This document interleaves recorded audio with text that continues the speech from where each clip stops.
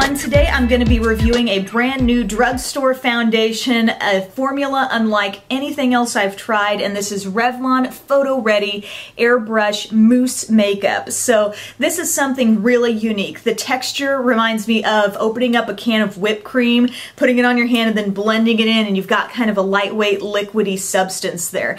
So there's already a PhotoReady foundation out there. So in this video I'll kind of provide a little comparison. We're going to talk about staying power. We're going to talk about what skin types this would be good or not so good. It looks kind of like it's in just any sort of typical foundation packaging, but guess what? It's an aluminum can, so you actually shake this up, and you will also note that it says container may explode if heated. I think this is the only foundation that has a warning label there on the back of it. One thing to be aware of, don't dispense too much of this product. At first I thought it was going to come out like a mousse and then dissolve into a very small amount of liquid, so I went with tons, and then I'm like, I have way more than I need here. So just go with a little bit. I'm just going to put a very small amount here to give you a little example on my hand, but here we go.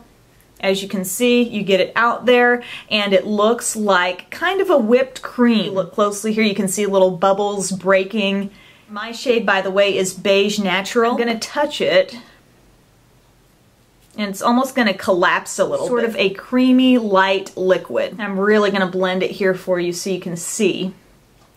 It has some luminosity to it. There are actually tiny, shimmery particles in this, just like the other PhotoReady foundation that's out there. It's going to feel kind of moist and creamy as you blend, but then when you finally kind of got it all smoothed out, you're going to notice that this actually feels pretty lightweight. It's going to feel lighter than other liquid foundations. It feels lighter than Revlon PhotoReady, the original just plain old pump out liquid foundation. But what they have in common is the fact that they both have this slightly luminous finish, and that's where I want to get into skin types and who this is best for. Because if you have oily skin already, if you've got an oily T-zone, when you put on a foundation that has these little bit of luminous sparkly effects to it, it's going to make your skin look even oilier. Okay, so you may want to go for something that's like a traditional Revlon Colorstay. Also, people who should be aware of foundations with shimmer are those who have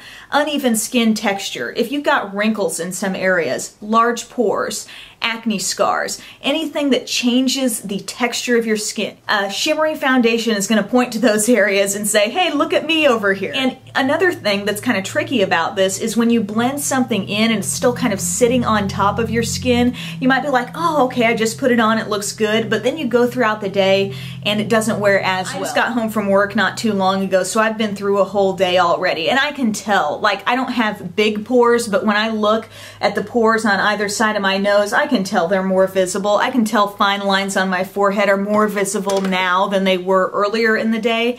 So that's just something you need to be aware of with a luminous type foundation like this. I think a little bit of a glow is nice, but you've just got to be aware that sometimes it's easier or more effective to get that glow from maybe a pretty glowy blush or just a hint of highlight in certain areas where you don't have large pores. When you're putting that foundation everywhere, that shimmer and glow is going everywhere with these PhotoReady options. Now, if you've got dry skin and you feel like your complexion looks dull, but your complexion is relatively even, you're not dealing with lots of wrinkles or uneven texture and this and that, you might enjoy this a lot. Which of these do I like better?